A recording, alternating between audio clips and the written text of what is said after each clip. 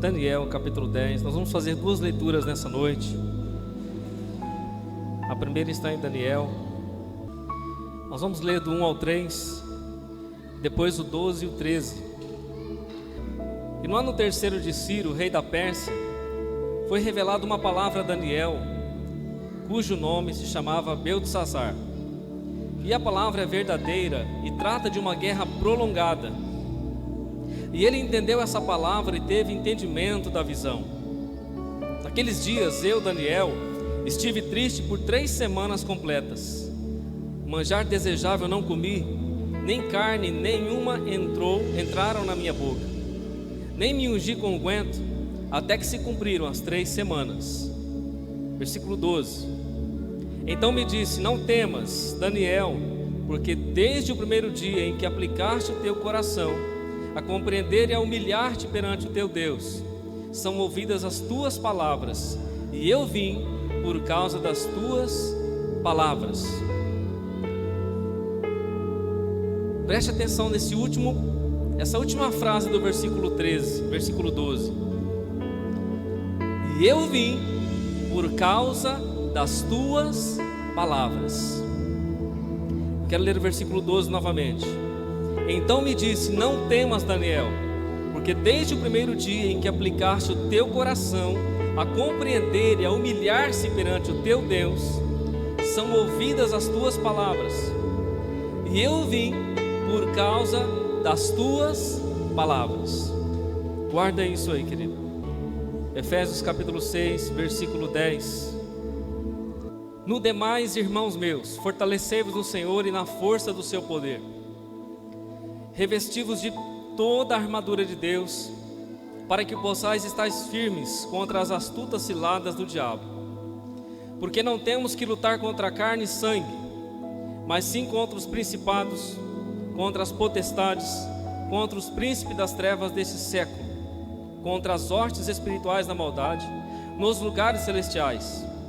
Portanto, tomai toda a armadura de Deus, para que possais resistir no dia mau, e havendo feito tudo, ficar firmes. Estai, pois, firmes, tendo cingido vossos lombos com a verdade, e vestida a couraça da justiça, e calçado os pés na preparação do evangelho da paz. Tomai sobretudo o escudo da fé, com o qual podereis apagar todos os dardos inflamados do maligno. Tomai também o capacete da salvação e a espada do Espírito, que é a palavra de Deus, orando em todo o tempo, com toda oração e súplica no Espírito, e vigiando nisto com toda a perseverança e súplica por todos os santos. Fecha os teus olhos. Amado Senhor, nós te exaltamos, te glorificamos nessa noite. Senhor, nós entregamos a Ti o nosso louvor, Pai.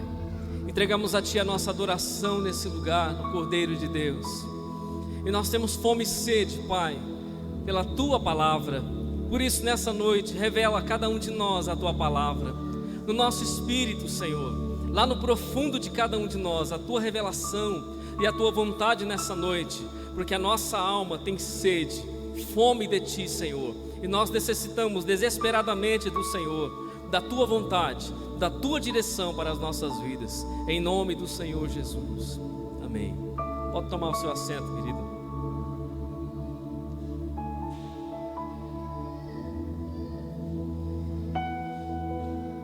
Eu li 2 textos aqui, muitos conhecidos da palavra. O primeiro texto se trata do profeta Daniel. Quem foi Daniel? Daniel foi preso em Judá, em Israel, e foi levado cativo para a Babilônia, uma nação pagã, hostil, que não adorava o mesmo Deus de Daniel. Havia vários deuses naquele lugar.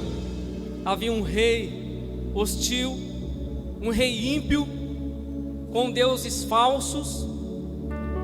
Mas Daniel, como alguns dos seus amigos e alguns judeus, foram levados cativos, presos para a Babilônia. E ali passaram a servir aquela cultura, aquele rei, aquele reinado naquele lugar. Porém, Daniel não se misturou com aquela cultura, com aquele reino, com os costumes daquela terra. E a vida de Daniel foi marcada por revelações, foi marcada por toques de Deus, por glórias de Deus. Até o fim dos seus dias, Daniel deu testemunho da presença de Deus. Daniel foi levado para lá como um jovem, um adolescente. Nós vemos relatos de Daniel até os seus 80 anos na Babilônia. Deus fazendo coisas extraordinárias, dando visões, entendimento de sonhos a Daniel, revelações extraordinárias na vida desse homem. E nesse capítulo 10 em especial, Daniel está orando a Deus, está buscando o seu Deus. E nós entendemos no próprio texto, quando Daniel está orando, versículo 1 diz: no terceiro ano de Ciro, rei da Pérsia, foi revelada uma palavra a Daniel, cujo nome era Beltesazar. A palavra era verdadeira e trata de uma guerra prolongada. Preste bem atenção, querido, nessa noite, no que você vai ouvir, porque é muito real isso em nossas vidas. Trata-se de uma guerra prolongada. E ele entendeu esta palavra e tinha entendimento da visão. Naqueles dias, eu, Daniel, estive triste por 3 semanas. Alimento desejável não comi, nem carne nem vinho entraram na minha boca, nem me ungi com unguento, até que se cumpriram as 3 semanas. Ou seja, 21 dias. Daniel se prostrara a orar a Deus. Mas a Bíblia não relata que Daniel fez uma campanha de 21 dias. A Bíblia não diz isso. A Bíblia diz que Daniel se prostrou a buscar a Deus, a se humilhar, a se render diante de Deus. E o versículo 12 diz: então me disse, não temas, porque desde o primeiro dia em que aplicaste o teu coração a compreender e a humilhar-te perante o teu Deus. Olha aqui, querido, olha a palavra. Aplicaste o teu coração a compreender e a humilhar-te perante o teu Deus. São ouvidas as tuas palavras. Isso aqui o anjo está falando com Daniel. Quando você aplicou o seu coração, Daniel, a compreender, e quando você começou a se humilhar perante o teu Deus, são ouvidas as tuas palavras. Aonde são ouvidas as palavras de Daniel? No céu, na eternidade, diante dos ouvidos do Deus Todo-Poderoso. A oração, a palavra, o temor, o jejum, a busca, o quebrantamento de Daniel é ouvido no céu. Quando você passou a se humilhar e a compreender perante o teu Deus, são ouvidas as tuas palavras. E o anjo disse: eu vim por causa das tuas palavras. Mas o príncipe do rei da Pérsia, versículo 13, me resistiu 21 dias. E eis que Miguel, um dos primeiros príncipes, veio para ajudar-me. E eu fiquei ali com os reis da Pérsia. Esse texto, querido, de Daniel relata uma batalha no mundo espiritual, nas regiões celestes, nas regiões celestiais. Daniel, como servo de Deus, um homem piedoso em uma nação hostil, em um povo idólatra, em um povo pagão que buscava deuses falsos de madeira, de pedra, de barro. Daniel está buscando o único Deus que é vivo, que é soberano, que reina, aquele que criou o cosmos e todas as coisas. Daniel está buscando o seu Deus. E a Bíblia diz, o anjo mesmo disse: desde o primeiro dia que aplicaste o teu coração a compreender e a entender e a humilhar perante o teu Deus, são ouvidas as tuas palavras. Daniel dobrou seus joelhos com seu propósito diante de Deus, com seu jejum, com a sua súplica, com a sua oração, e começou a buscar a Deus. Manjar desejável ele não comeu, bebida desejável ele não bebeu, jejuou, renunciou para buscar a Deus. E quando ele começou a fazer isso, as suas palavras são ouvidas no céu, elas ecoam do mundo físico para o mundo espiritual. E Deus escuta a voz de Daniel, manda que um anjo venha a Daniel para trazer a resposta da sua oração. Daniel está prostrado orando, buscando a Deus em devoção todos os dias. Primeiro dia, está orando, buscando a Deus, não há resposta, ele está continuamente orando e buscando a Deus. Segundo dia, jejum e oração, buscando a voz de Deus. Terceiro dia, nada, Daniel continua orando. No primeiro dia que Daniel começa a falar com Deus, o céu ouve, Deus ouve e envia a resposta. Mas acontece algo no mundo espiritual, querido. Naquele ambiente espiritual onde Daniel estava. O versículo 13 relata isso. Mas o príncipe do rei da Pérsia me resistiu 21 dias.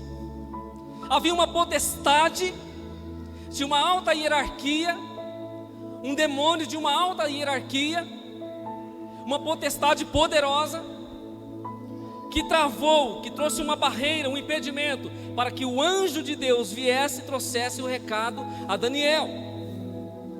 E o anjo Gabriel ficou preso 21 dias. Quero aproveitar para dizer isso, querido. Nós não fazemos campanha de Daniel de 21 dias, amém? Porque Daniel não fez campanha de 21 dias para buscar as coisas de Deus. Daniel ficou 21 dias porque a resposta não chegou. Se fosse 22º dia, terceiro, quarto, 30 dias, ele ia ficar lá até a resposta de Deus vir. Mas ele ficaria, porque ele saberia que Deus o responderia. Quanto tempo nós oramos para ter uma resposta de Deus? Pastor, eu oro 10 minutos, Deus não fala comigo, eu largo mão. Pastor, eu já orei 2 dias, Deus não falou comigo, eu não vou mais atrás. Pastor, eu já orei 1 hora, 2 horas em seguida, Deus não falou comigo, eu não volto mais. Meu querido, Daniel aplicou o seu coração a humilhar-se diante de Deus. Isso passou 1, 2, 3, 4, 5, 6. Daniel era um homem, era um ser humano. Ele poderia desistir, dizer: Deus não vai falar comigo, já passou 10 dias e Deus não se manifesta. Daniel continua orando e vai buscando a Deus. No primeiro dia que Daniel se põe a orar, querido, a resposta vem do céu. Mas havia uma guerra tremenda nas regiões espirituais, celestiais, onde Daniel estava.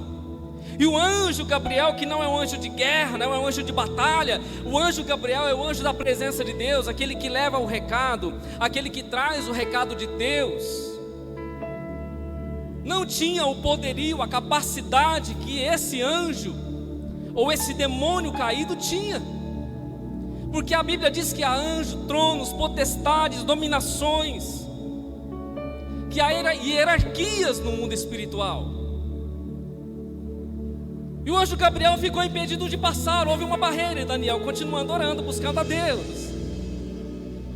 Até que então, querido, Deus dá ordem a um guerreiro celestial, a uma das maiores patentes no mundo espiritual, no reino celeste. Deus manda Miguel, o príncipe, o maior das potestades celestiais. E Miguel vai no lugar do confronto, onde Gabriel está preso. E Miguel, ele combate com aqueles anjos. Então ele abre o caminho para que Gabriel vá até Daniel e entregue o recado de Deus.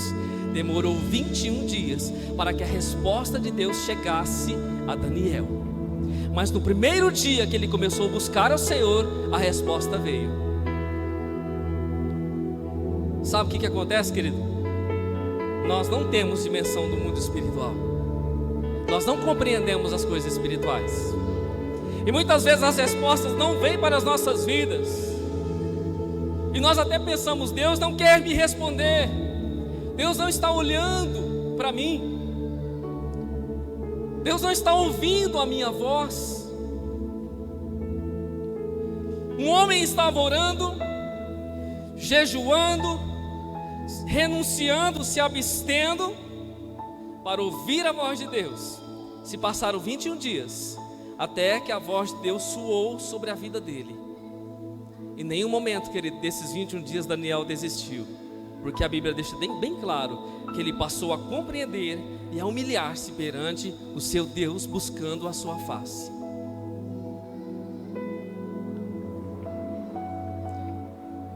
O texto de Daniel capítulo 10, versículo 1 diz que nós estamos em uma guerra prolongada.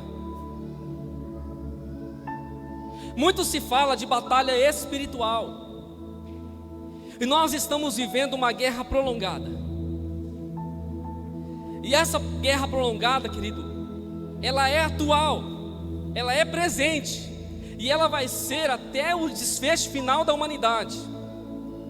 Nesse momento que vos falo aqui, que estamos aqui, há uma guerra espiritual nas regiões celestiais. Há anjos e demônios degladiando, lutando por um alvo, e esse alvo é você, é você. Os anjos de Deus estão lutando pela sua vida, e os demônios estão arrumando estratégias, ardis, enganos, para tentar tragar a sua alma e levar você para o inferno.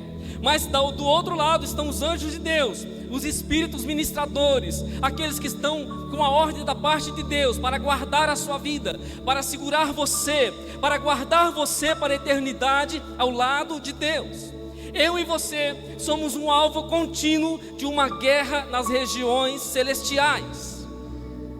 E nós não nos damos conta disso. Nós vamos passando os nossos dias, muitas vezes nós vamos pecando, nós vamos blasfemando, nós vamos mentindo, nós vamos enganando, nós vamos fazendo coisas erradas. E o mundo espiritual está lá, querido. Do mesmo jeito que os anjos estão anotando as nossas obras, anotando no memorial de Deus as nossas obras, da mesma maneira está do outro lado os demônios, anotando os nossos erros, nossos pecados, anotando as nossas falhas, para em momento que eles tiverem oportunidade de nos acusarem diante de Deus. Nós somos o alvo dessa batalha, e essa batalha é prolongada, ela não acabou. Aleluias. Nós estamos numa guerra diária. Talvez você diz, pastor, mas eu já tenho uma guerra com a minha vida. A minha guerra é sustentar a minha casa, a minha guerra é me guardar desse mundo, a minha guerra é fazer a vontade de Deus, a minha guerra é me abster das coisas deste mundo. Sim, mas acima dessa guerra que nós temos e travamos com a nossa carne também, por causa das paixões, dos desejos, das nossas vontades, há uma guerra maior, querido, por causa das nossas almas. Por causa das nossas almas. O lugar das guerras é nas regiões celestiais. E agora eu quero dizer para você, eu quero que você abra a sua Bíblia em Efésios, no mesmo livro que você abriu, no capítulo 1 e o versículo 3. Efésios 1, versículo 3. O mesmo local da batalha e do confronto é o local das bênçãos. Olha nesses versículos aqui. Efésios 1, versículo 3. Deixa aberto aí. Primeiro eu quero ler Efésios 6, 12. Depois eu vou ler Efésios 1, 3. Deixa aberto Efésios 1, 3. Efésios 6, 12 diz: porque a nossa luta não é contra o sangue e a carne, e sim contra os principados e potestades, contra os dominadores deste mundo tenebroso, contra as forças espirituais do mal nas regiões celestes. Ele está dizendo que a nossa luta, ela não é contra a carne nem contra o sangue, não é contra as pessoas. Ele está dizendo que a nossa luta é contra os principados e potestades, os dominadores deste mundo tenebroso, contra as hostes espirituais do mal nas regiões celestes. Nós estamos aqui nessa dimensão física. Aqui acima de nós há uma dimensão espiritual, celeste, uma região celestial.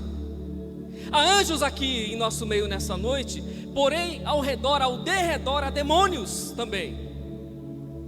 Mais próximo de nós, em nossas vidas, está o Espírito Santo, e conosco estão os anjos de Deus, e ao derredor estão os demônios, buscando ocasião, oportunidade para nos tragar, como a Bíblia diz. Mas no mesmo lugar, na mesma região celestial, aonde há um desfecho de batalha, aonde há uma luta, também nós encontramos relato em Efésios 1:3 dizendo: bendito Deus e Pai de nosso Senhor Jesus Cristo, o qual nos abençoou com todas as bênçãos espirituais nos lugares celestiais em Cristo. Aleluia! No mesmo lugar de batalha, no mesmo lugar de luta espiritual, no mesmo lugar de confronto espiritual por causa de mim e você, no mesmo lugar existe a bênção, a provisão, o favor, a proteção de Jesus Cristo para as nossas vidas. A Bíblia diz: bendito o Deus e Pai de nosso Senhor Jesus Cristo, o qual nos abençoou com todas as bênçãos espirituais nos lugares celestiais em Cristo Jesus. Aleluias. Nós lemos o texto de Efésios capítulo 6, querido, que fala de algo que talvez nessa noite, nesse dia, nesse momento você possa estar vivendo. Ou talvez você já passou por isso, ou talvez você passará por isso. Não, pastor, não profetiza isso na minha vida, não. Não estou profetizando nada. Estou dizendo para você, querido, e eu quero falar sobre o dia mau. O dia mau que Efésios relata, e Paulo relata dizendo: no demais, irmãos meus, fortalecei-vos no Senhor e na força do seu poder. Revesti-vos de toda a armadura de Deus, para que possais estar firmes contra as astutas ciladas do diabo. Porque não temos que lutar contra a carne e o sangue, mas sim contra os principados, contra as potestades, contra os príncipes das trevas deste século, contra as hostes espirituais da maldade nos lugares celestiais. Aí ele diz: portanto, tomai toda a armadura de Deus, para que possais resistir no dia mau, e havendo feito tudo, ficar firmes. Ele começa dizendo: no demais, irmãos meus, fortalecei-vos no Senhor. Fortalecei-vos no Senhor e na força do seu poder. O que é isso, querido? O que é se fortalecer no Senhor e na força do seu poder? O poder que vem sobre as nossas vidas é o poder de Deus para nos fortalecer, porque Deus lutará ao nosso lado. Agora, quando ele diz do poder, fortalecer-vos no Senhor e na força do seu poder, ele está dizendo, Efésios 1,19: e qual a sobreexcelência e a grandeza do seu poder sobre nós, os que cremos, segundo a operação da força do seu poder. Romanos diz também, 13:12 diz: a noite é passada, o dia é chegado, rejeitemos pois as obras das trevas, vistamo-nos das armas da luz. De que armas nós temos que nos revestir? Qual é o poder que nós temos que ter sobre as nossas vidas? Qual é o poder que nós temos que ter sobre a nossa casa, sobre a nossa alma, sobre o nosso ser? Qual é o poder que nós temos que ter? Revesti-vos, pois, do poder de Deus. E como, querido, que o poder de Deus vai vir sobre a sua vida? Como que o poder de Deus vai vir sobre a sua casa? Como que o poder de Deus vai vir sobre a sua alma? Qual é a condição para que o poder de Deus venha sobre a sua vida? 2 Coríntios 6:7, Paulo diz: na palavra da verdade, no poder de Deus, pelas armas da justiça, à direita e à esquerda. O poder vem pela palavra, o poder vem pela oração, o poder vem pelo jejum, o poder vem pela reverência ao Senhor, o poder vem pela comunhão ao Espírito Santo, o poder vem pelo temor de Deus, o poder vem pela presença de Deus na sua vida. Por isso ele diz: no demais, fortalecei-vos no Senhor, na presença do Senhor e na força do seu poder. Aí ele diz: revesti-vos de toda a armadura de Deus, para que possais estar firmes contra as astutas ciladas do diabo. O diabo, querido, ele é astuto, e ele promove ciladas para tentar nos derrubar todos os dias. Ele promove situações para tentar nos enredar, para tentar puxar o nosso tapete, nos dar uma rasteira, nos enganar, nos fazer coisas, nos induzir a fazer coisas erradas, nos levar para longe de Deus. Promove ciladas, tentando nos afastar da presença do Pai. Por isso ele diz: revesti-vos de toda a armadura de Deus, para que possais estar firmes contra as astutas ciladas do diabo. A única maneira, querido, de eu estar firme, revestido contra o diabo, contra as ciladas do diabo, é com a armadura de Deus. E nós vamos ver qual é a armadura de Deus aqui. No versículo 12, ele fala da luta. A nossa luta não é contra carne e sangue. Irmã, a sua luta não é contra o seu esposo. Meu irmão, a sua luta não é contra a sua esposa. Jovem, adolescente, a sua luta não é contra o seu pai, a sua mãe. Não é contra o seu irmão. Meu irmão, cristão, crente, a sua luta não é contra o seu outro irmão, cristão, crente. Irmão, a sua luta não é contra o seu chefe, contra o seu patrão. A nossa luta não é contra os homens, não é contra a carne, o sangue. A nossa luta é bem maior, querido, do que isso. É bem maior do que isso. Ele diz, versículos 12: não é contra a carne e o sangue, mas sim contra os principados, potestades, príncipe das trevas deste século, contra as hostes espirituais da maldade nos lugares celestiais. Versículo 13: portanto, tomai toda a armadura de Deus. Novamente Paulo ressalta: tomai toda a armadura de Deus para que possais resistir no dia mau, havendo feito tudo, ficar firmes. Quem já passou pelo dia mau aqui? Quem já passou pelo dia mau? Eu já passei pelo dia mau. Não foi uma vez só não. O dia mau, querido, pode ser aquele dia da sua maior decepção. O dia mau pode ser um dia da maior perda que você teve. O dia mau pode ter sido o dia da sua queda. Pode ter sido o dia da sua derrota. Pode ter sido o dia do seu fracasso. Pode ter sido o dia da sua desilusão. Mas a palavra de Deus está dizendo: tomai toda a armadura de Deus, para que possais resistir no dia mau. Talvez nesse momento você esteja passando pelo dia mau. Deixa eu falar para você, querido, sem a armadura de Deus você não resistirá. Sem a armadura de Deus você não suportará. Sem a armadura de Deus você sucumbirá. Por isso ele diz: tomai toda a armadura, para que você possa resistir no dia mau. E havendo feito tudo, quando você se preparar, quando você estiver pronto, fica firme. Fica firme. Se coloca em Deus. Aguente o tranco. Fique firme, porque Deus é com você. Aleluias. Um soldado, querido, quando montava a guarda nas cidades antigas, nas muralhas antigas, onde havia as suas guaritas, a cada 5 metros de distância havia uma guarita. Um soldado, com o seu arco, a sua flecha, com a sua lança, com o seu escudo, com o seu capacete, com toda a sua armadura, ele ficava ali.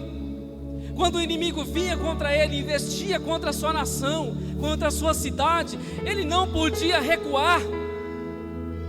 Ele tinha que ficar firme no seu posto, mesmo que viesse dardos inflamados, flechas como fogo, porque eles colocavam fogo nas pontas das flechas e lançavam aquelas flechas. Ele não poderia recuar. Ele deveria ficar ali com o seu escudo, com a sua lança, com a sua espada, com as suas flechas, e não recuar, porque ele estava revestido com a sua armadura. Ficar firme, resistir à presença do mal. Irmão, quando nós falamos resistir à presença do mal, é resistir à presença do mal. Não é correr dele, e nem muito menos abaixar para ele e ceder para ele. A Bíblia diz: chegai-vos, pois, a Deus. Tiago diz: chegai-vos, pois, a Deus. Rendei-vos, pois, a Deus. Resisti ao diabo e ele fugirá de vós. O que é resistir ao diabo? O que ele está falando? Depois que você se preparar, que você se trazer o seu aparato sobre você, fica firme. Resista no dia mau. Quantas pessoas, queridos, sucumbiram no dia mau?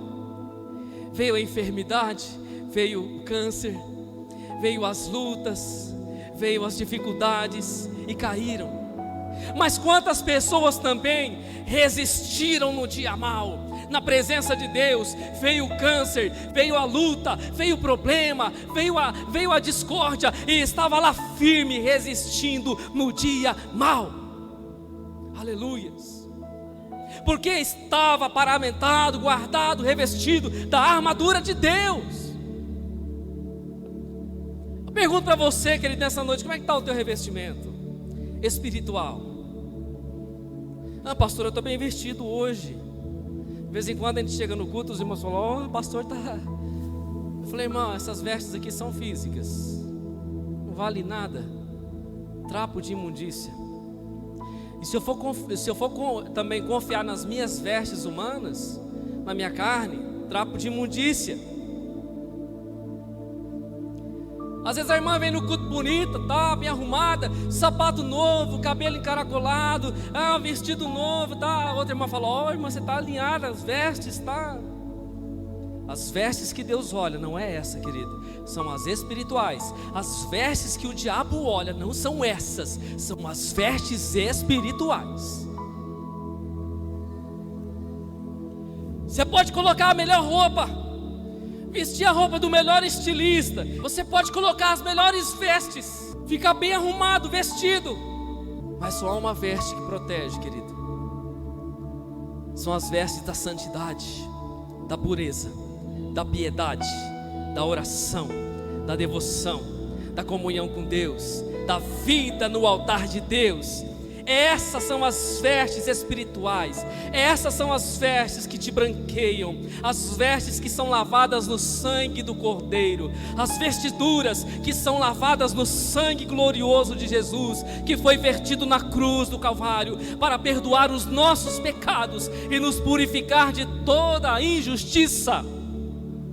Um homem, uma mulher que está revestido com essas vestes, não há espaço para diabo, não há espaço para o mal tomar conta da sua vida, não há espaço para as trevas tocarem você.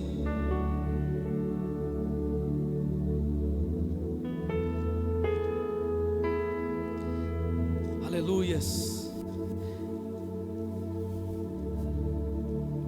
Tomai toda a armadura de Deus para que possais resistir no dia mau. Havendo feito tudo isso, fica firme. Diga para o seu irmão: irmão, fica firme. Fica firme. Fica firme. Versículo 14 ele diz: estai, pois, firmes, tendo cingido os vossos lombos com a verdade. Tendo cingido os vossos lombos com a verdade. Antes de falar da verdade, eu me lembro de Davi no campo de batalha. Lembra de Davi? Golias? 40 dias, dia, manhã e tarde, Golias, um gigante de quase 3 metros, esbravejava contra Israel, dizendo: cadê o homem? Se é que tem um homem em Israel para que possa vir lutar comigo mano a mano. E quem ganhar, o exército que perder se entrega àquele vencedor, aquele que ganhou. 40 dias, dia e noite, Golias esbravejava no campo da batalha, Israel de um lado, os filisteus do outro, e o gigante gritava: não tem ninguém entre vocês aí que vai vir aqui para decidirmos a guerra? Não precisa muita gente morrer, vamos em 2, só em 2 a gente resolve. Irmãos, 40 dias ninguém se habilitou, nem o rei de Israel, nem o próprio rei Saul, que era grandão, que tinha fama de brabo, nem o próprio rei se habilitou a enfrentar o gigante. O Davizinho, 1,65 m, 1,5 m, vai levar uns queijos para os seus irmãos. Quando Davi passa no campo de batalha, Davi escuta Golias gritando, vomitando, falando. E é uma indignação no coração de Davi. Davi diz: quem que é esse incircunciso? Quem é ele que está dizendo palavras assim? Quem é ele? que está querendo contender, que está querendo esbravejar contra o exército de Israel. E Davi vai ao rei, e com a sua indignação Davi diz ao rei Saul: eu enfrentarei esse gigante. Eu enfrentarei esse gigante. Sabe o que acontece? Saul pega a sua armadura, irmão, pega o seu capacete, a sua couraça, vai pegando a sua armadura e vai colocando em Davi. Chama Davi no cantinho, na tenda. Davi, vem cá, vamos revestir você para você ir para a batalha, meu filho. Você vai vencer, mas você precisa ter uma armadura. Pega o capacete, põe na cabeça de Davi, a cabeça dele some, porque Saul era grandão, Davi era pequenininho. O capacete engoliu a cabeça de Davi, não conseguia ver. Rei Saul, não vai dar para usar o capacete, tira. Coloca a couraça maior do que Davi, não serve nele. Davi tenta vestir aquela armadura, fica desconjuntado nela, fala: rei, eu não preciso dessa armadura. Olha o que diz o texto, 1 Samuel 17, 38 e 39. Não precisa abrir, eu vou ler aqui. E Saul vestiu a Davi de suas vestes, e pôs-lhe sobre a cabeça um capacete de bronze, e o vestiu com uma couraça. E Davi cingiu a espada sobre as suas vestes, e começou a andar, porém não o havia experimentado. Então disse Davi a Saul: não posso andar com isto, pois nunca o experimentei. Davi tirou aquilo de sobre si. Davi, porém, disse ao filisteu, e aqui já lá na frente, versículo 45: tu vens a mim com espada, com lança e com escudo, porém eu venho contra ti em nome do Senhor Deus dos exércitos de Israel, a quem tu tens enfrentado. Sabe como Davi foi diante do gigante, querido? Davi foi com uma funda e com as pedrinhas no seu bornal. Davi pegou o seu estilingue da época, que era uma funda, coloca uma pedra na funda e dá umas rodeadas assim e lança a pedra, e a pedra vai na testa do gigante. O gigante cai para frente. Davi vai, pega a sua espada, corta a cabeça do gigante. Davi não tinha as vestes do rei Saul. Davi não tinha as vestes dos soldados de Israel. Davi não tinha as vestimentas e armaduras físicas, mas Davi tinha a armadura espiritual. Deus estava com ele, e porque Deus estava com ele, ele derrubou os gigantes. Aleluias! Só derruba gigante quem tem armadura espiritual. Só vence a Satanás quem tem armadura espiritual. Tem muita gente brincando de crente, tem muita gente brincando de cristão. Quando você olha para um contexto geral de igreja, querido, você vê muitas pessoas brincando de igreja, achando que servir a Deus é brincadeira. Púlpito, altar virou picadeiro, lugar de apresentações, lugar de micagem, lugar de artistas. Igreja virou circo, pastor está com cara de palhaço. A coisa bagunçou. Por quê? Porque tem gente sem armadura espiritual. E aí, querido, o diabo usa e abusa, faz o que quer. Mas aqui não, na minha vida e na sua vida não, porque nós temos a armadura espiritual, nós temos vestimentas de Deus sobre as nossas vidas. Aleluia. Aí eu pergunto para você de novo, meu irmão, que tipo de roupa você está usando? O pastor, eu comprei a camisa da moda, eu comprei a marca agora que saiu agora, eu comprei o último sapato que saiu. Ou foi o último jejum que você fez? A última oração que você fez? A última busca intensa diante de Deus? Qual foi o último dia que você se humilhou diante de Deus?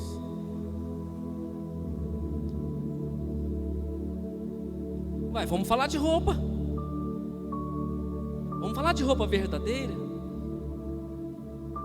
Vamos falar de verdadeiro vestimento. Davi disse: não, eu não consigo, isso não serve para mim. Davi tirou aquilo de si, ainda chamou aquilo de, ele disse, Davi tirou de sobre si. Ele disse: não posso andar com isto. Não chamou nem de armadura, disse: isso para mim não serve. Davi não foi na confiança da sua força, do seu braço. Ele não se estribou no seu próprio entendimento. Ele não se estribou no seu próprio conhecimento, na sua intelectualidade. Ele diz para o gigante: ó, você vem contra mim com espada, com lança, com escudo, você vem contra mim com essas coisas, mas eu vou contra ti em nome do Senhor dos exércitos, a quem tu tens afrontado. Irmão, para um homem e uma mulher de Deus dizer isso, ele tem que estar revestido. Um dia Deus me deu uma visão, eu já contei isso, mas eu quero contar de novo. Um dia Deus me deu uma visão, eu estava num local, havia uma cerca, e eu havia passado aquela cerca. Deus me fazia entender que eu estava tomando posse daquela terra. Eu passava, cruzava de um lado para o outro, e Deus estava me dando aquela terra. Deus me dizia isso nessa visão. Só que quando eu cruzava esse lugar, passava do lugar que eu estava para o outro lado, aparecia um homem de quase 3 metros de altura, mais ou menos. E eu sou muito altão, então aparecia um homem de 3 metros de altura, e eu olhava para ele assim, irmão. Daqui mais ou menos eu olhava assim, um homem muito forte, sem camisa, apenas de calça, os braços enormes de músculo, todo musculoso, com a cara franzida, bravo. Olhava para mim assim, e eu olhava para ele, e havia um temor dentro de mim. Havia um temor, porque eu olhava para ele muito grande, vendo a minha condição física, e eu pensava dentro de mim: se esse homem vier com essa fúria sobre mim, ele vai me despedaçar. Eu pensava dentro de mim. Mas no mesmo tempo que eu pensava isso dentro de mim, com o meu pensamento humano, o meu espírito, o Espírito Santo conferia-me força da parte de Deus e poder. E quando ele fazia assim, para vir para cima de mim, eu recuava. Mas no momento que eu recuava, uma perna para trás, o Espírito Santo me impulsionava a ir para frente. E quando eu ia para frente novamente, aquele homem fazia assim, com a cara assustada. Um homem de mais de 3 metros de altura, e eu daquele tamanho. Então Deus me fez entender: não é o tamanho, não é a altura, não são o poder, não é a força que vai parar você, porque a minha presença é contigo. A minha presença é em você. Gigantes se levantarão, problemas virão, dificuldades virão, mas eu sou contigo. Resista, vai em frente, marque a sua posição, porque eu estarei lá e te darei a vitória. Aleluia. O irmão, o gigante se levanta, aí o irmão já fica todo: meu Deus, o gigante se levantou, agora eu estou perdido. O gigante se levantou na sua vida. Tem gigante aí, irmão? Se tem gigante aí, ele vai ter que cair. Ele vai ter que cair. Ele vai ter que cair.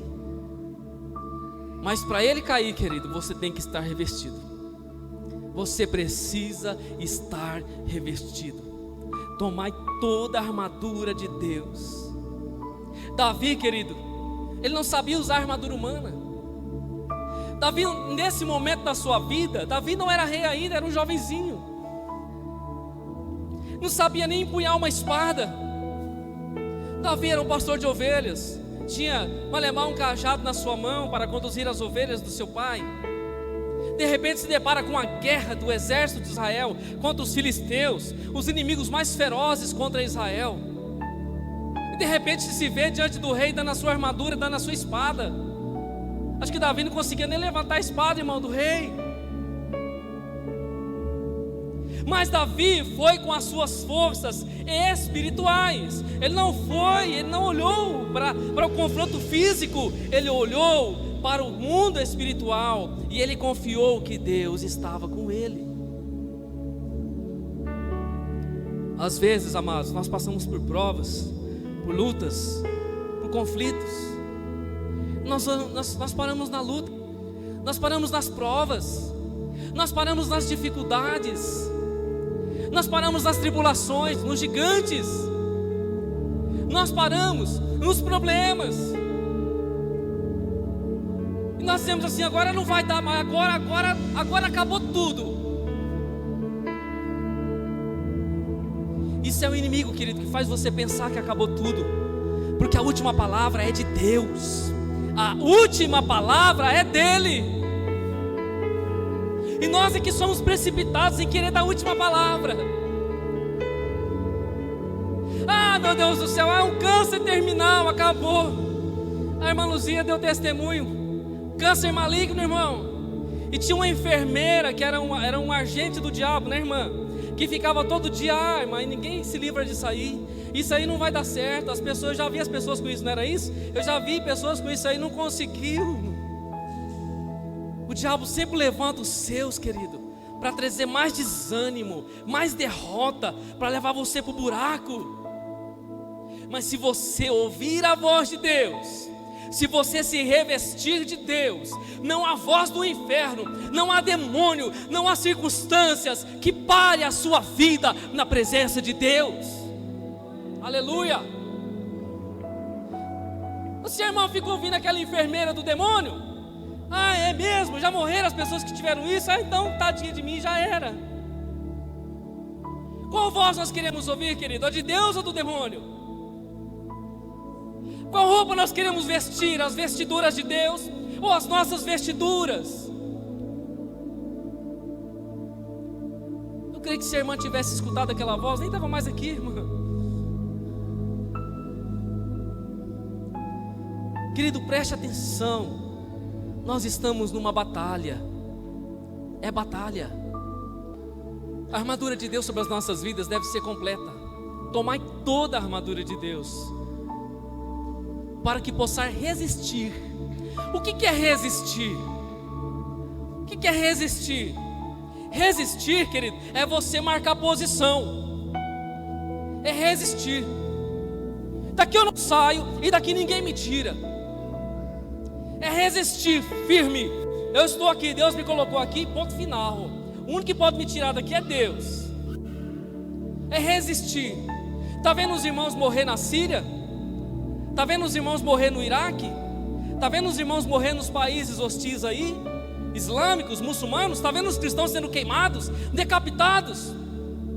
Cristãos que estão resistindo, marcando a sua posição, porque tem a armadura de Deus. Não nega o seu Deus, não sai do lugar que Deus o colocou, vai até o fim por Ele. Resistir é isso, querido. Ah, veio uma tentaçãozinha, pastor, foi forte, eu não aguentei, aí eu caí, eu não resisti, foi mais forte do que eu. Ah, uma mentirinha, uma fornicaçãozinha, uma enganadazinha, uma traídazinha,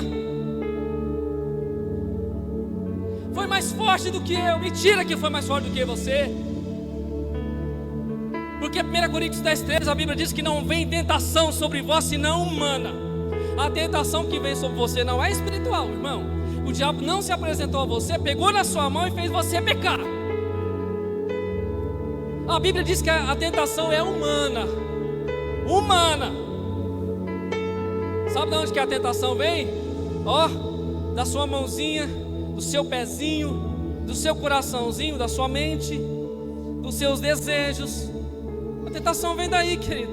O diabo só joga a seta assim, a flecha, ó. Vai jogando a flecha, vai jogando a flecha. E se você der a oportunidade, querida, a sua mão vai lá, o seu pé vai, tudo vai, de repente vai o corpo inteiro. Por isso que ele diz: tomai toda a armadura de Deus, para que você possa estar firme. Resista, fica firme, marca a sua posição, custe o que custar, não recue o seu pé. Não volte atrás, não volte atrás, não volte atrás. Resista, resista. Pastor, a tentação está pegando, eu quase caí, a coisa está feia para cima de mim. Irmão, quem confessa a tentação não confessa pecado. Você está sendo tentado? Confesse, busque ajuda, busque o seu líder espiritual, fale, se abra, ore. Busque, Deus te dá força, te dá graça, te concede força, graça. Agora, que você não pode é ficar sendo tentado. Você vai falar assim: eu vou resistir, que eu sou forte, eu sou bom, eu sou o cara. Na força do seu braço, querido, você cai rapidinho.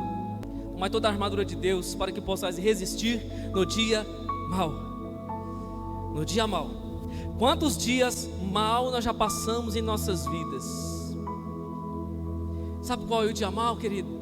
É aquele dia cinzento, talvez aquele dia chuvoso, aquele dia opaco, aquele dia onde você vê que não tem mais saída, está tudo difícil, acabou os recursos, acabou a ajuda, você se vê só.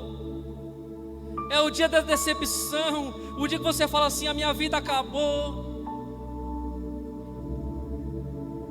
O dia que você fala assim: agora não vai dar mais em nada, não há mais esperança, a desolação.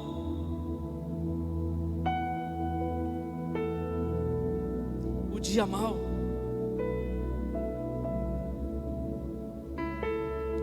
Mas eu e você, querido, podemos escolher viver o dia mau, receber o dia mau, ou declarar em nome de Jesus que o dia pode até ser mau, mas a minha vida está na presença de Deus, e por estar com Deus, a minha vida não vai ser um caos e nem vai ser mal, porque Deus é comigo, estou revestido na sua presença. Aleluias. Eu posso escolher viver o dia mau, absolvê-lo para mim, entrar numa depressão, entrar em uma situação difícil, aceitar a enfermidade, aceitar a luta e tomar para mim. Ou eu posso me colocar de pé e posso resistir, irmã Flávia.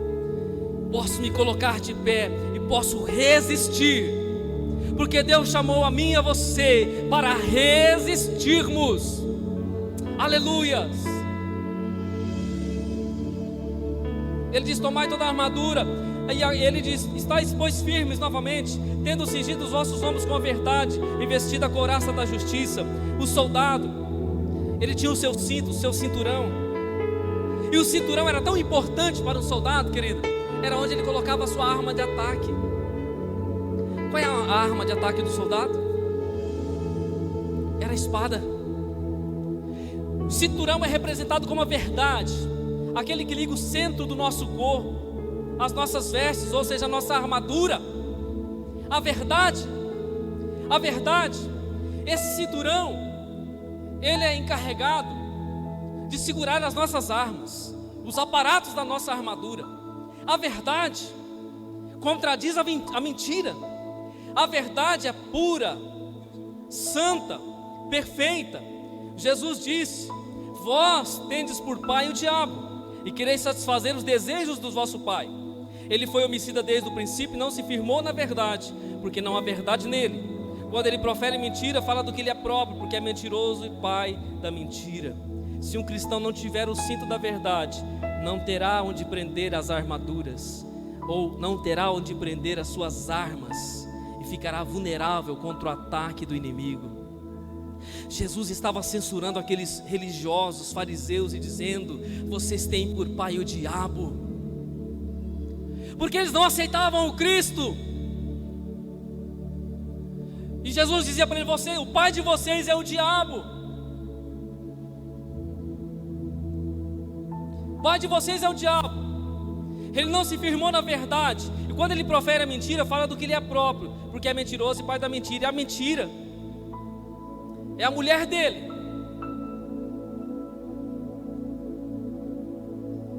Quem tem ele por pai, tem a mentira por mãe. Couraça da justiça, que nos protege, querido. A minha justiça e a sua, eu vou só ler o texto, Isaías 64:6. Mas todos nós somos como o imundo, e todas as nossas justiças como trapo de imundícia. E todos nós murchamos como a folha, e as nossas iniquidades como o vento nos arrebatam. Isaías 64:6. As nossas justiças são como trapos de imundícia. A couraça da justiça, querido, protege o nosso coração, protege o nosso corpo espiritual. Jesus nos justificou pelo sangue que foi derramado na cruz. Nós somos justificados. Sabe o que é isso? Nós somos feitos justos diante de Deus. As nossas justiças, a minha e a sua, é como trapo de imundícia, não vale nada. Mas quando Jesus morre na cruz, verte o seu sangue puro, sem pecado, e nós vamos a Ele, recebemos Ele como nosso Senhor e Salvador, então o seu sangue cai sobre nós, e o seu sangue cobre o nosso pecado, nos reveste com justiça. Quando Deus olha para mim e para você, Ele não olha para um pecador inveterado, perdido, Ele olha para um homem, uma mulher justificada no sangue do Cordeiro. A couraça da justiça representa isso, que eu tenho a justiça de Cristo sobre mim, e agora não há mais acusação do pecado, porque eu fui justificado. Eu preciso do cinto, eu preciso da couraça, do revestimento, para que o meu coração, a sede das minhas emoções, fique guardado, porque é no seu coração que se origina o mal. Não foi falado, querido, que é do coração que sai o que contamina, o que entra pela boca. Não é o que contamina o homem, o que entra pela boca, mas é o que sai do coração que contamina o homem. O que é que sai do coração? Toda sorte de maldição, querido, de pecados. Por isso a couraça da justiça vai nos revestir e nos proteger a nossa vida espiritual. Cinto, couraça da justiça. Os Salmos diz assim, 19:105: lâmpada para os meus pés é a tua palavra, e luz para o meu caminho. Romanos 10:15, a parte B diz: quão formosos os pés dos que anunciam o evangelho da paz, e dos que trazem alegres novas de boas coisas.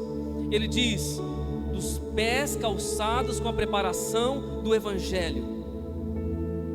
Os pés calçados com a preparação do evangelho, um guerreiro não pode estar descalço. Os pés calçados com a preparação do evangelho, querido, com o anúncio do evangelho, com o anúncio da palavra, em prontidão para anunciar o reino de Deus, em prontidão para ganhar almas, para fazer a diferença, em prontidão para estar diante da batalha, calçado diante dos perigos deste mundo. O cinturão da verdade, viver a verdade, falar a verdade, compartilhar a verdade, a couraça da justiça, estar na condição de justo diante de Deus e dos homens. Calçar os pés com a preparação do evangelho da paz, estar com os seus pés calçados.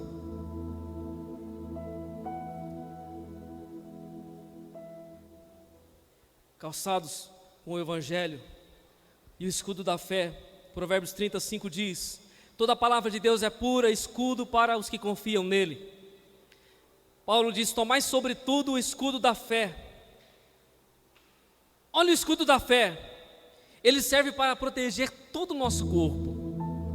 Sabia que um soldado romano na época de Jesus, até mesmo antes, se ele não tivesse o seu escudo, que era a sua arma maior de proteção, que cobria todo o seu corpo, praticamente o escudo era 50% do corpo do soldado. Ele se abaixando ficava atrás do escudo, com o seu corpo coberto, protegido. Por isso Paulo fala: tomai sobretudo o escudo da fé. Para que você toma o escudo da fé? Para você apagar os dardos inflamados do maligno. É com a fé, querido, que nós vencemos este mundo. É com a fé em Cristo que nós vencemos os problemas. É com a fé, querido, que nós vamos à frente com uma arma de defesa contra os problemas.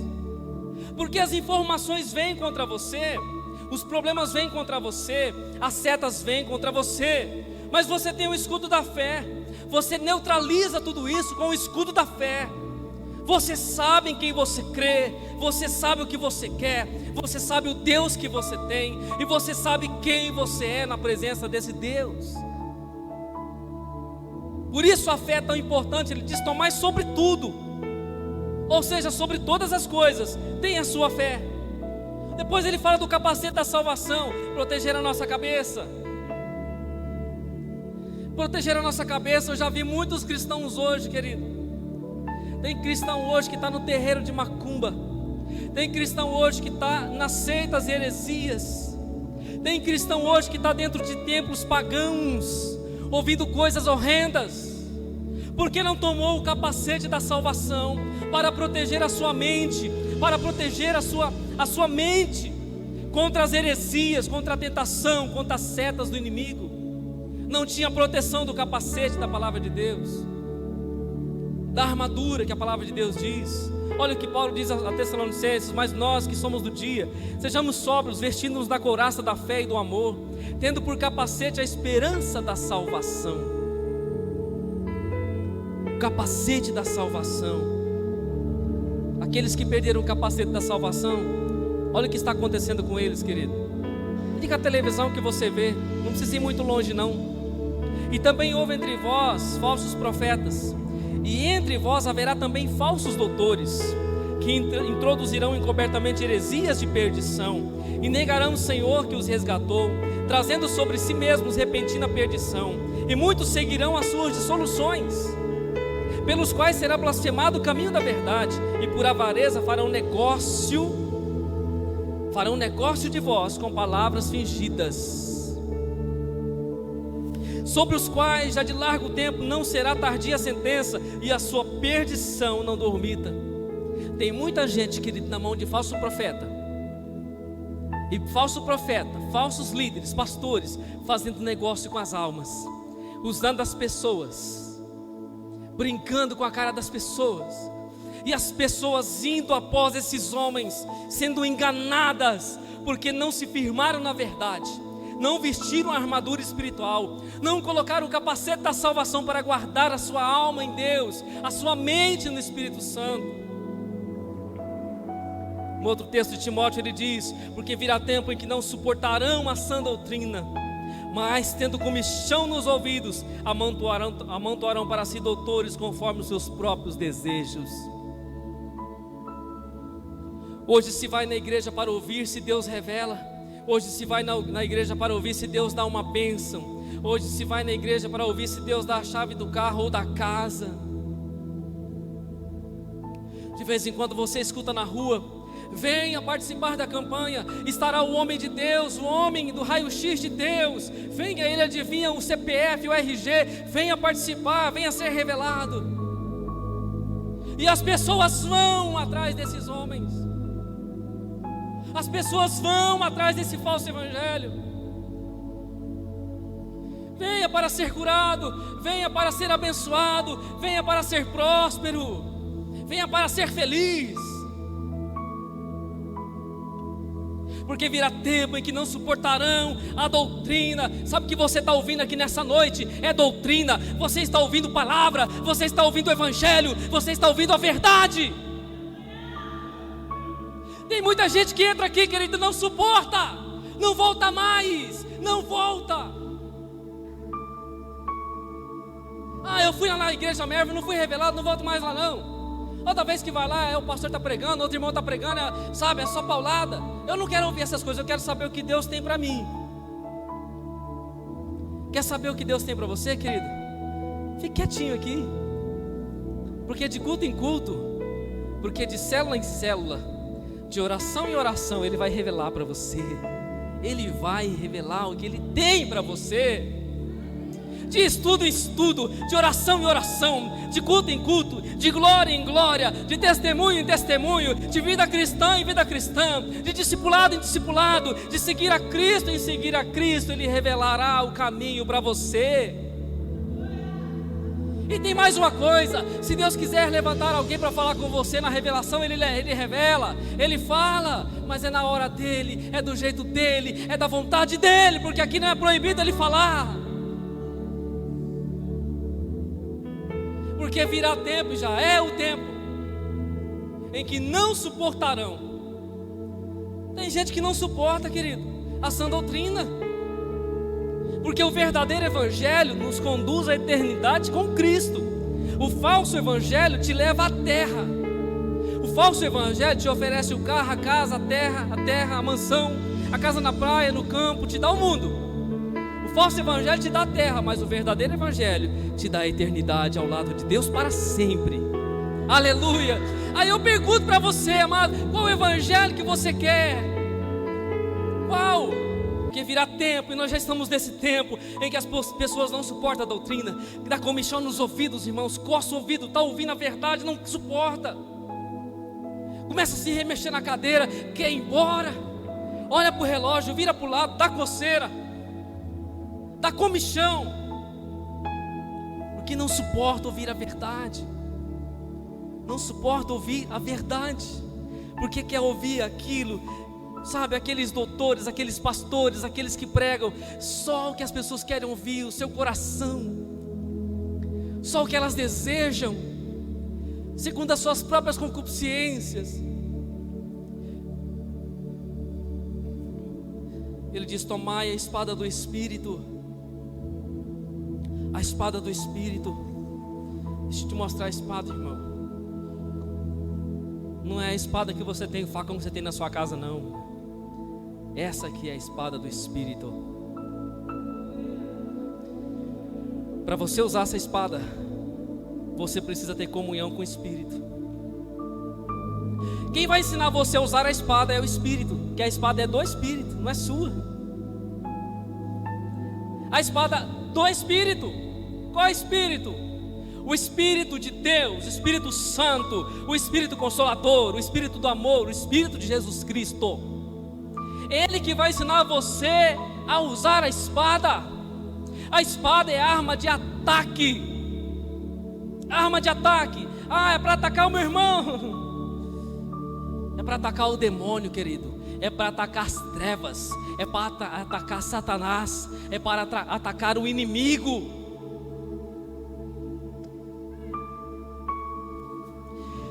Tem crente que usa a Bíblia para atacar o outro crente. Eu não vou dizer cristão, porque cristão não faz isso, mas crente faz, irmão. Crente usa a Bíblia para atacar o outro. E se esquece de olhar para si, que dentro de si, no seu olho tem uma travana grandona. Se acha juiz para atacar o outro, usando a espada que não é dele, que é do Espírito.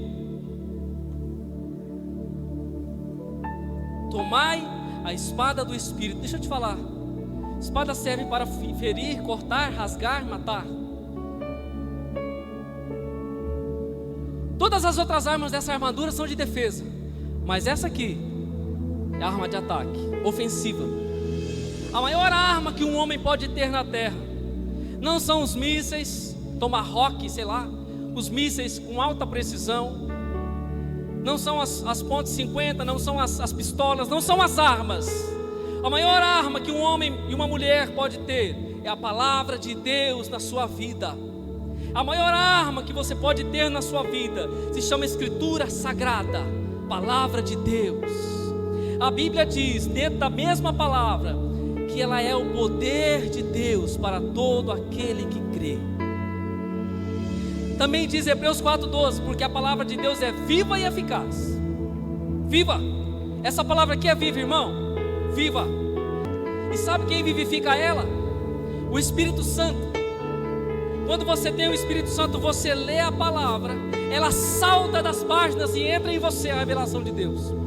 Ela é viva, ela não é como um livro de homens. Pode ser o homem mais sábio da terra, pode ser o estudo, o livro do filósofo mais conhecido. Essa palavra é viva. Quando você tem comunhão com o dono dela, com o espírito da letra, você lê a letra e a letra entra no seu espírito com a revelação de Deus. Sabe por quê? Ela é viva e eficaz, mais penetrante do que qualquer espada de 2 fios. Ela penetra entre a divisão da alma e do espírito, e juntas e medulas, e é apta para discernir os pensamentos e intenções do nosso coração. Viva e eficaz é a palavra de Deus. O Salmo 149, 5 e 6 diz assim: exultem os santos na glória, alegrem-se nas suas camas, estejam à sua garganta os altos louvores de Deus, e a espada de 2 fios nas suas mãos. Eu quero finalizar, querido, dizendo que nós temos um general. Porque se nós somos soldados, temos uma vestidura espiritual, um revestimento espiritual, um revestimento que vem de Deus. Nós temos um general, alguém sobre as nossas vidas. Eu quero ler um texto que eu não li, Eu faço questão de ler esse texto, porque é muito importante. Antes de finalizar, Paulo disse para Timóteo assim, olha o que Paulo disse para Timóteo, falando da vida espiritual. Quando Paulo diz aqui, em Filipenses, em Efésios capítulo 6, tomai toda a armadura de Deus, para que você possa resistir no dia mau, fica firme. O dia mau vem, mas se você estiver firme, você vence ele, você enfrenta ele, você, como um soldado, você vai estar firme, e ele não vai te engolir, não vai te sobrepujar, ele vai se render a você. Olha o que ele diz para Timóteo: tu, pois, sofre as aflições como um bom soldado de Jesus Cristo. Ninguém que milita se embaraça com negócios dessa vida, a fim de agradar aquele que o alistou para a guerra. Lembra que nós estamos em uma guerra prolongada? Lembra que Paulo disse lá para os Efésios que a nossa luta não é contra a carne e o sangue? Estamos em luta todos os dias, meu irmão. Todos os dias estamos em luta. Paulo está falando: tu, pois, sofre as aflições como um bom soldado de Jesus Cristo. Paulo não diz como os triunfalistas de hoje, diz: não, você não pode sofrer. Se você está sofrendo, porque Deus não está com você. Você não pode aceitar o sofrimento. Se você estiver sofrendo, rasga a Bíblia, porque Deus não é com você. Isso é uma mentira. Paulo está dizendo: tu, pois, sofre as aflições como um bom soldado de Jesus Cristo. Ninguém que milita se embaraça com o negócio desta vida, a fim de agradar aquele que o alistou para a guerra. E ele termina: e se alguém também milita, não é coroado se não militar legitimamente. Nós não podemos nos embaraçar com negócios dessa vida, irmão. Com nenhum negócio dessa vida nós podemos nos embaraçar. Sabe por quê? Porque não é essa vida que nós queremos. A vida que nós queremos está reservada com Deus. E eu e você não podemos nos embaraçar com este mundo, com o pecado, com a sujeira, com a imundícia, com a imoralidade, com os enganos, com as injustiças. Nós não podemos nos embaraçar. Quando a Bíblia fala de embaraço, fala de pecado. Ela fala assim em Hebreus, no capítulo 12, se não me engano, diz assim: deixando, pois, todo o embaraço e o pecado que tão de perto nos rodeia, corremos com paciência a carreira que nos está proposta. Pelo que você está correndo? Pelo que você está correndo? Qual é a carreira que está proposta sobre a sua vida? E eu finalizo aqui, querido, dizendo para vocês: Jesus é o nosso general. E como nosso general, todo soldado de Cristo deve estar ligado ao seu superior. Ele tem ordens a cumprir. Ele tem alguém a obedecer. Ele tem um comandante sobre a sua vida. E ele precisa ter contato com esse general, com esse Senhor, com essa patente. Por isso que ele finaliza o versículo 18. Abra sua Bíblia se você fechou. Efésios 18, 6, 18. E eu quero terminar aqui nesse versículo. Olha o que ele diz aí no versículo 18: orando em todo o tempo, com toda oração e súplica no Espírito, e vigiando nisso com toda perseverança e súplica por todos os santos. Paulo está dizendo, com toda oração e súplica. Quando ele fala isso, ele está dizendo: orando, eu preciso ter contato com Deus, contato com o general, contato com o dono das hostes, contato com o dono do exército, contato com Cristo. Quando ele diz com toda oração e súplica no Espírito, eu preciso estar em comunhão com Deus, revestido das armas espirituais, em comunhão com o meu general. Quando ele fala em vigiando nisso, e para isso vigiando com toda perseverança, que eu preciso estar atento ao meu superior, eu preciso estar ligado, eu preciso estar também perseverante com os outros soldados nessa batalha e nessa luta que nós estamos. Muitas vezes nós vemos nossos irmãos em lutas, em batalhas, nós não ajudamos, querido. Talvez Deus permite a gente ver o irmão em luta, em batalha, para que eu e você possamos estender as mãos e ajudar, e nós deixamos o guerreiro sozinho na luta. Muitas vezes ele perde a luta, ele perde, porque não teve alguém do seu lado para ajudá-lo naquela batalha. Por isso que ele está dizendo: nós devemos orar com toda a oração e súplica no Espírito, comunhão com o Espírito, e vigiando com toda a perseverança. Estar em perseverança, estar em vigilância, ligado com os nossos irmãos, perseverando pela causa. E por fim, ele diz: e súplica por todos os santos. O guerreiro não pode estar sozinho, nós temos que estar juntos e suplicar uns pelos outros. Suplicar uns pelos outros, dia após dia. Irmão, se você vê o seu irmão sem o cinto da verdade, o cinturão, fala para ele: irmão, cadê o seu cinto? Irmão, se o irmão vir mentir para mim, ou na minha frente, eu falo: irmão, cadê o seu cinto da verdade? Se você vê um irmão seu fazendo injustiça, fala: irmão, cadê a sua couraça da justiça? Ou você vê o irmão se desviando do evangelho, caminhando para seitas e heresias, ou para coisas erradas, irmão, cadê os seus pés na preparação do evangelho? Você vê o irmão se perdendo, irmão, cadê o capacete da salvação, rapaz? Isso é estar em súplica por todos os santos. Não se preocupar só com a sua armadura, mas com a armadura do seu irmão. Se preocupar com o soldado que está do seu lado, ajudar, porque o exército é de Cristo e nós somos os seus soldados, os seus filhos e os irmãos uns dos outros. E eu encerro com essa palavra, querido, quando Paulo diz em 8 de Romanos 33 a 39: quem intentará acusação contra os escolhidos de Deus? É Deus quem os justifica. Quem os condenará? Pois Cristo, quem morreu, ou antes quem ressuscitou dentre os mortos, o qual está à direita de Deus e também intercede por nós, quem nos separará do amor de Cristo? A tribulação, ou a angústia, ou a perseguição, ou a fome, ou a nudez, ou o perigo, ou a espada? Como está escrito: por amor de ti somos entregues à morte todo dia, dia mau. Nós somos entregues à morte todo dia, somos reputados como ovelhas para o matadouro, mas em todas essas coisas somos mais do que vencedores por aquele que nos amou.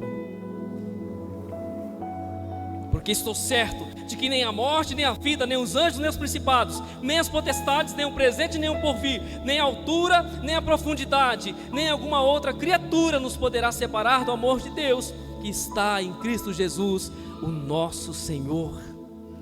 Aleluias. Nada te pode separar de Jesus, querido. Nada. Nem a altura, nem a profundidade, nem o perigo, nem a espada, nem a dificuldade, nem o gigante, nem a enfermidade, nem a luta. Nada pode separar você dele, porque sobre todas essas coisas Deus te constituiu como mais do que vencedor. E eu afirmo essa palavra nessa noite, querido, que a vitória é sua, em nome de Jesus Cristo. Amém? Se coloque de pé. A vitória é sua, em nome de Jesus Cristo, por Cristo e pelo Evangelho, por Cristo Jesus e pelo Evangelho da nossa salvação. Aleluias, aleluias.